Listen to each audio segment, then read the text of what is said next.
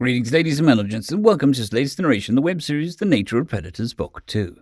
If you are new to the series, there is a playlist listed down below in the description, and as always, I hope that you enjoy. Chapter 36. Memory transcription subject Elias Mayer, former UN Secretary General. Date Standardized Human Time, July 13th, 2160. The irritability coursing through my psyche was palpable.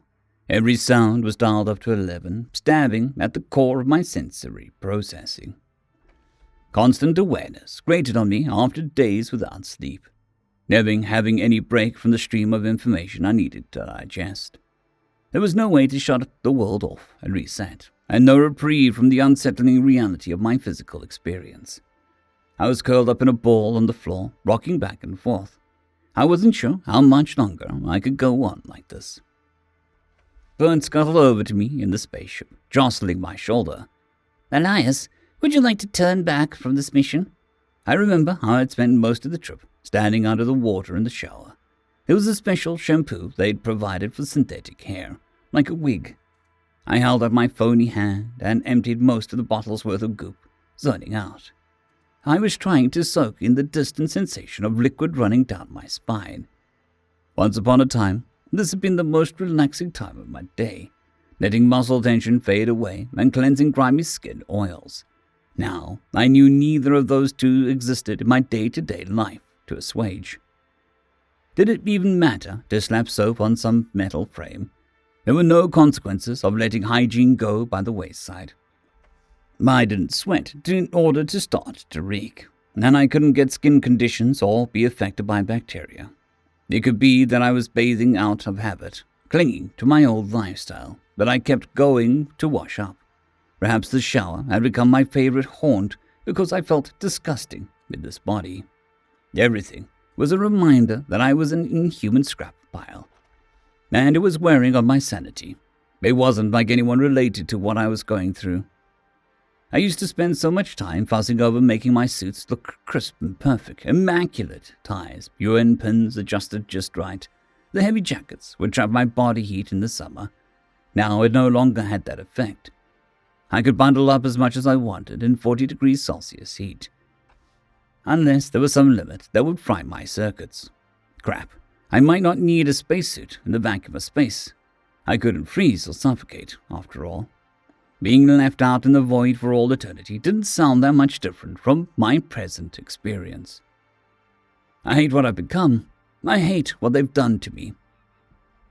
All I do is think, and every part of my new self lives in the uncanny valley. There's nothing positive. Maybe it's time to call it, death was better than this. I can't bear another day of this hell. Hey, stay with me. Distractibility, depression, being unable to maintain concentration. These are natural consequences of sleep deprivation. I'm surprised it carries over without physical mechanism to grow tired. But I'm working on a sweet suit, I promise, Burns said, glossy eyes staring at me. I groaned. I'm not tired, but it's just non-stop. I'm having trouble remembering what I read. Here, I'm going to try a temporary fix. You look like you need it. I don't want you to suffer. Just turning you off and on isn't the same. I'm going to emulate GABA. Shut off the optic senses, decrease the activity in your prefrontal cortex, and simulate delta waves for an hour. We can see if it somewhat fills the need for deep sleep, okay? Relaxation, no processing. Both a shot, right? I nodded mutely, staying in the fetal position. I didn't have the will to move, and I didn't want to get my hopes up that Vern's plan would be any mercy. The sensation of the tollfish tinkering with my settings was strange, as if my brain was being overridden in the moment. There was no process of falling asleep to give it an air of naturalness. Suddenly, I was blind, trapped in the darkness, and a modicum of drowsiness kicked in, limiting my movement. Thoughts died down, offering much-needed relief. I faintly wished I could remain in this state. When I came to, there was a sudden influx of information as the rest mode was switched off. It was hardly a seamless waking, but I'd take it. Peace in my own head was something I'd never take for granted again. I hadn't thought myself to be a weak-minded individual, but I hadn't realized how much it wore on you, feeling out of place in your own body every waking second and not trusting your senses. Brain functions had been restored enough that I could get a grip of myself, and rise in my disheveled state. A peek out the window revealed we'd completed our intra-atmosphere transit to the Dirtian embassy. I rubbed my eyes on reflex, but there were no gifts from the Sandman there. Why couldn't you have added everything to start off with, Bernd? The humans I talked to said they wouldn't want to sleep unless they had to. I put the most focus on your emotional matrix and your facial expressiveness, since I thought that has the highest importance of what makes you human, the Dollfish replied. You could have made it at least optional. I sent the option to your holopad for the future, to trigger this program for as long as you'd like. This is a learning process, and I'm sorry if anything's off. All trial and error here, but it's only going to get better. That's the positive. There are a lot of patches needed. For starters, you're missing 2 of the senses, taste and smell. In spite of that, even since I walked past the Terra Technology staff eating tater tots, I've been craving them at random intervals. I'm not hungry. I can't consume food. Predator's instincts, Vern teased. The Federation was right. I'm serious. Why on earth would that be a thing? I literally can't satisfy it, so it's almost cruel. It's psychological, Elias. I looked into it further after I saw it in your transcript. When humans are under a lot of stress or otherwise feeling down, you seek dopamine from food. It's something familiar that activates your memories and promised emotional comfort. That's why you have the phrase comfort food. I can already see how the Federation remnants would spin that. A predator's so-called emotions are tied to food and simulate appetite to fulfill their whims. You seem in better spirits. To add to your improved mood, we announced the success of your memory transplant to the world. The response was overwhelmingly positive. History looked back fondly on you. You got a lot of well wishes, and I was able to get almost all of your social media reactivated. At least the platforms that are still active. I am allowed to share my honest experiences. Bernd eased out of the shuttle, into the sunlight. Cameras were waiting, causing me to stiffen. Of course you can. I'm not here to muzzle you, my friend. Quite the opposite, in fact. I want your experiment documented as thoroughly as possible. You're the spokesperson for... I shielded my face from the reporters, who were lobbing questions. What is this? I don't have a prepared statement. This is an ambush. Terra Technologies has a mission of transparency and improving sapiens' quality of life through digital means. We had to announce such a monumental breakthrough, but you're under no obligation to speak with them. Good. A warm voice chimed in from next to me, making me jump. The poor guy's come back from the dead, Vernt. Give him a break. He's here to speak with the Dirtian Forum and their ambassador for some semblance of his own life. I turned my head, beaming as I recognized her. Aaron, that's Secretary General Keimpfer, isn't it? You moved up in the world. The United Nations is in good hands. It's good to see you, Elias. I bawled my eyes out at your funeral. You cared so much for peace and taking the high road. There isn't a person out there who could have handled first contact with more grace. You inspired me, and an entire generation of future diplomats. I embraced Aaron, who'd once been a passionate SETI researcher, giving me all of the bad news about aliens. As we flailed about in the dark to save humanity and adjust to the galaxy, finally acquiring a few friends, she'd become my Secretary of Alien Affairs. I trusted her to do whatever it took to stabilize our extraterrestrial relations. It was a bit of a relief to see a positive reaction from someone I knew. I wasn't sure how my friends would take my return, but I hadn't been expecting a welcome with open arms. It brought me solace and comfort to know about the legacy I'd left behind, and the ripple effects my tenure had on the United Nations. It's strange to see how much she's aged. It'll be the reality of anyone that used to be an acquaintance of mine. The alarm bells pinging in my head faded into the backdrop, and I forgot that the wind gusting against my face only felt like a dull push. My mind slipped away from food cravings that failed to get my mouth to water, how there was no feeling of tightness from my dress shoes, and the stillness of my non-existent diaphragm. I was simply happy to see someone I cared about and enjoyed working with in my old life. There was safety in having a person I trusted to be on my side. My brain snapped back into diplomat mode, falling into a familiar flow of conversation. If I had nothing else, I still had my social skills, an ability to navigate various cultures. So the Dirtian Forum agreed to meet with the two of us. They know about the Civ Kid attack, but not the full threat, I spoke aloud after breaking away from a rather soul-affirming embrace. I read the strategy meetings for briefing them, and I'm on board to appeal to nostalgia. Humanity saving their homeworld was after my time, but close enough to it that I could serve as a reminder. A blast from the past. Erin nodded, her security forming a wall between us and the cameras as we walked towards the embassy. I always wondered what you'd think of modern Vienna, Elias. All of the aliens willing to be here on our world, and to treat us like people. Friendship used to seem like a pipe dream. We were happy if they had allowed us to exist, tolerate us to that extent. Look at us now. I almost gave up hoping that they could care about us, or stand beside us at all. We couldn't do it alone then. It's time we remember to stand together, to rise to the occasion once more. I can't bear the thought of anything threatening our home, or our friends. I saw enough needless death 24 years ago. That pain is a lot more recent to you. It's completely okay to be wrestling with grief. 1 billion of ours died. We didn't become the monsters they thought we were, and we pulled through. We revealed their hatred and treachery, and have chosen a future set on rectifying every right they trampled. I always mourn what we lost, but I've never been more proud of humanity in my life. Kaimba patted my shoulder. You sound like yourself, my dear old friend. It's very good to have you back. You were much better at smiling while they spit in your face than I ever was. Let's do what's necessary to get the ball rolling with the shield. I'm right behind you. The exterior of the Dirtian embassy had a distinct construction style, with metal and concrete forming the bulk of the outside structure. On Kalkwa, sturdiness was the foremost of their priorities.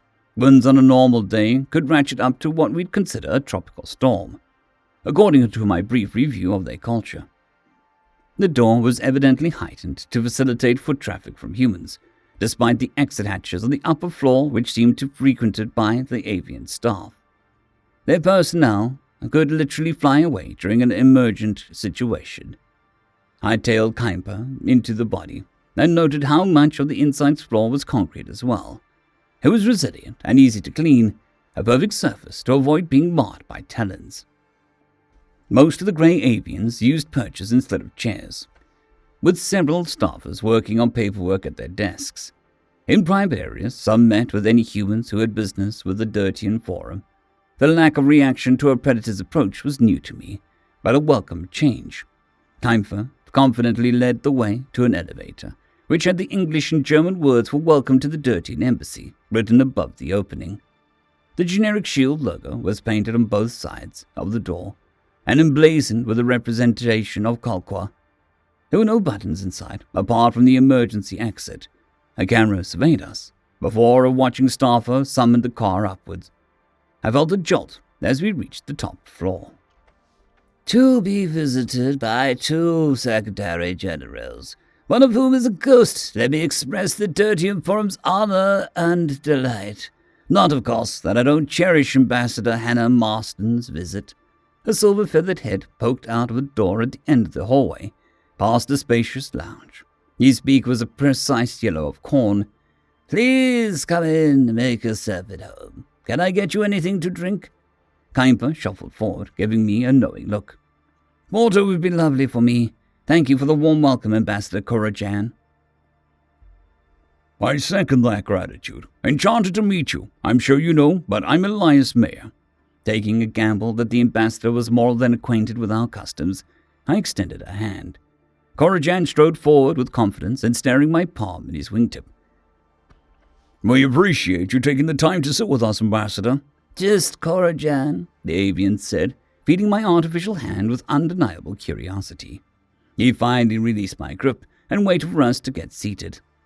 There is no need for formalities, especially when I'm in such esteemed company. What can I do for you? We've come to seek your assistance in the fight against the Sivkit's assailants.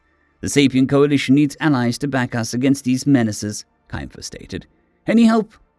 Any help that we can get will make a difference. I see.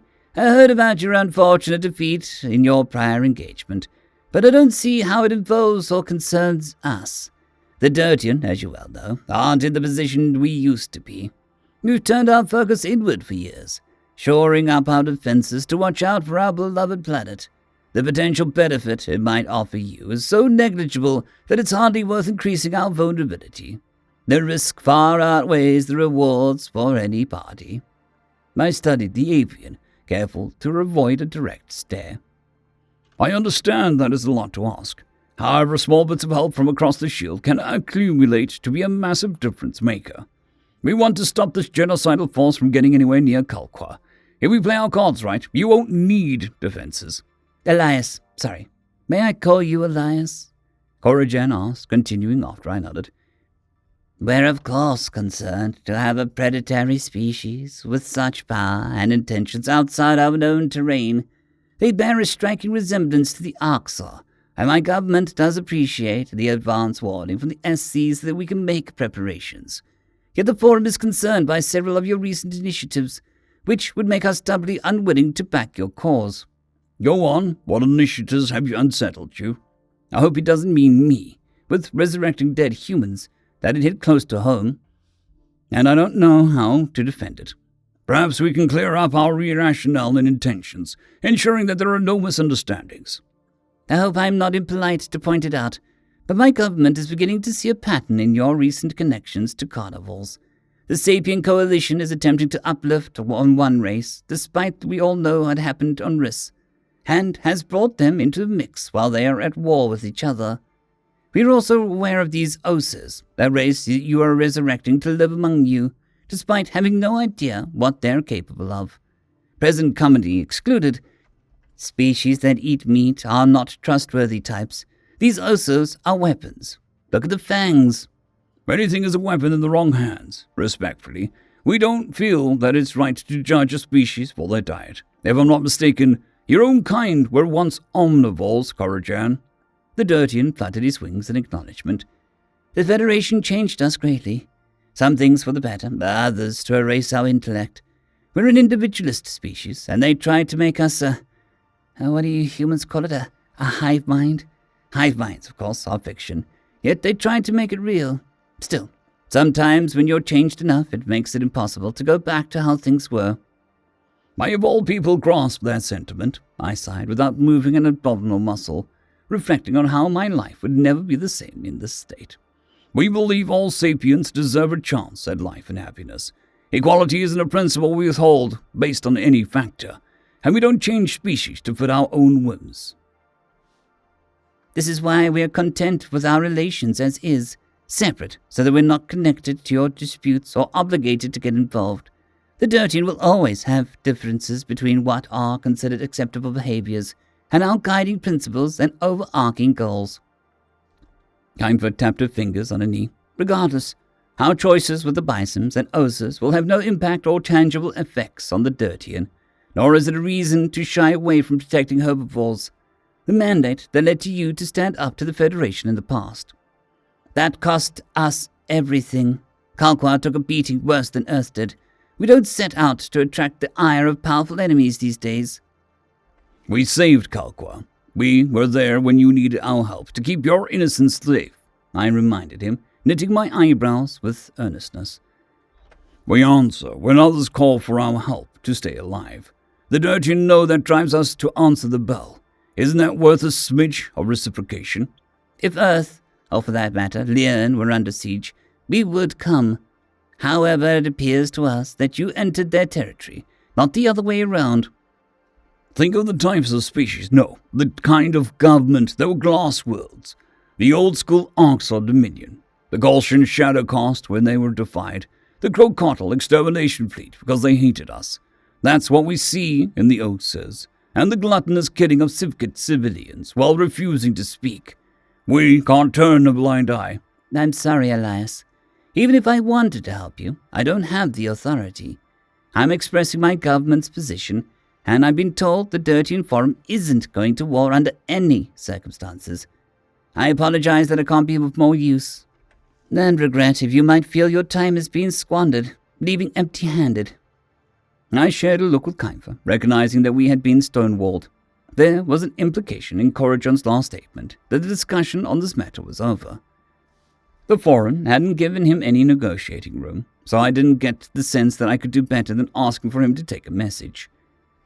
If this was the most friendly party that we'd be interacting with, I wasn't off to a good start wrangling support for an alliance. There were a few other shield races we could try, but an endorsement from the founders might have gotten the whole union on board. We had to find another angle. Negotiating with the Fed remnants would be impossible without the Shield as an intermediary. Of course we don't feel that way. The back and forth was enlightening, productive communication. As much as humanity would love to stand side by side in this endeavor, I offered. We appreciate you hearing us out, and do hope you'll pass along our rationale to the forum for clarity. I will, the Dirtian responded. Your words, as always, deserve to be heard and treated with respect. Kuiper followed my lead, rising as I stood. Cory, I want you to know I deeply appreciate what you said about coming to Earth's aid should we ever fall on hard times. That stood out to me as a reason why our cooperation is so precious and beautiful. I agree wholeheartedly. I do wish you the best of luck in your future engagements. My people hope you emerge victorious. Thank you. Our door will always be open if you have a change of heart. In my mind, I had already vacated the Dirtian embassy, but it was necessary to retrace my steps to depart the ambassador's office. Aliens were much more diplomatic in rebuffing us now than in my area, which was the proper way to express disagreements between nations. It wasn't lost on me that the differences in behaviors and principles Cory meant with things such as hunting, omnivory, accepting carnivores, exterminators, and predator disease facilities. The forum still clung to much of their old lifestyle. The Grey Avian had stated that some Federation changes were for the better. That was telling about how much of their ideology they had yet to shed. Forgive my impertinence, but before you go, Elias, may I ask a personal inquiry? It's not on behalf of my government, Cory called, as our shoes cleared the threshold of his office. I turned around, giving him an encouraging smile. Of course, go ahead. But what was it like to die, to be dead? It wasn't like anything. I was a singularity of all outcomes. All I ever was, all I ever could be, condensed to nothing. There were no words to describe emptiness and infinite rest. It's a peace that knows no equal. The Dirtian dipped his head. Thank you. It gives me some personal solace to know my daughter is resting peacefully.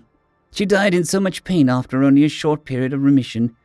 If you excuse me, I will leave you in peace, Kuiper replied, softness in her voice. I folded my hands behind my back, mulling over the choked-up ambassador's words. How could I let a few days of mental suffering defeat me, when kids suffered through such terrible diseases, never getting to reach adulthood? This program could give children like Cory's daughter a chance to grow up and be a kid, free from pain.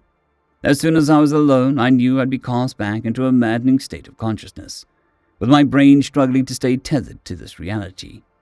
Where I'd been ready to give up before Vern's quick fix, the avian story made me want to remain in the fight. The Tillfish had been right. There was the potential for the technology that had brought me back to do a lot of good and save others a great deal of heartbreak and suffering. No personal sacrifice was too great to ensure that one day no parent would ever have to bury their child. End of chapter. I would like to thank our T5 members and patrons, Casper Arnholtz, John Creighton, Vidmori, 050, Dragzoon W.R.E, and Elijah Silvercross. Thank you very much.